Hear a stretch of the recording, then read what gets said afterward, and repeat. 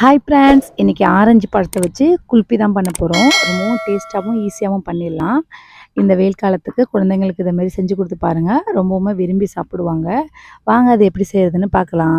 அதுக்கு ஒரு ஆரஞ்சு பழத்தை கட் பண்ணி எடுத்துக்கலாம். பாருங்கள், இதேமாரி கட் பண்ணி எடுத்துக்கணும். கட் பண்ணி எடுத்த பிறகு இதில் உள்ள ஜூஸெல்லாம் தனியாக எடுத்துக்கலாம். நான் ஆரஞ்சு ஜூஸை ஃபில்ட்ரு பண்ணி வச்சுருக்கேன். அது கூட ஆரஞ்சு பல்ப்பையும் கொஞ்சமாக சேர்த்து வச்சுருக்கேன். இப்போது இது அப்படியே இருக்கட்டும். இந்த டைமில் இந்த குல்ஃபிக்கு நம்ம பால் காய்ச்சி எடுத்துக்கலாம்.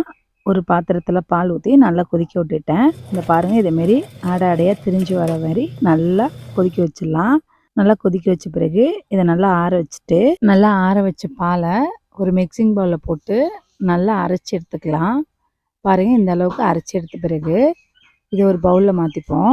சொல்ல மறந்துட்டேன், இது கூட நம்ம சுகர் சேர்த்துக்கணும். எவ்வளோ இனிப்பு தேவையோ அந்த அளவுக்கு சுகர் சேர்த்துக்கலாம்.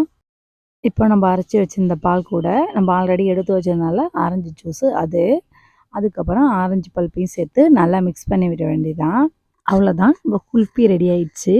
இப்போது நம்ம ஆல்ரெடி க்ளீன் பண்ணி வச்சுருந்தோம்ல ஆரஞ்சு பழம், அதில் இதை ஊற்றி மூடி போட்டு நம்ம ஃப்ரீசரில் ஒரு 4 hours வச்சிட வேண்டியதுதான்.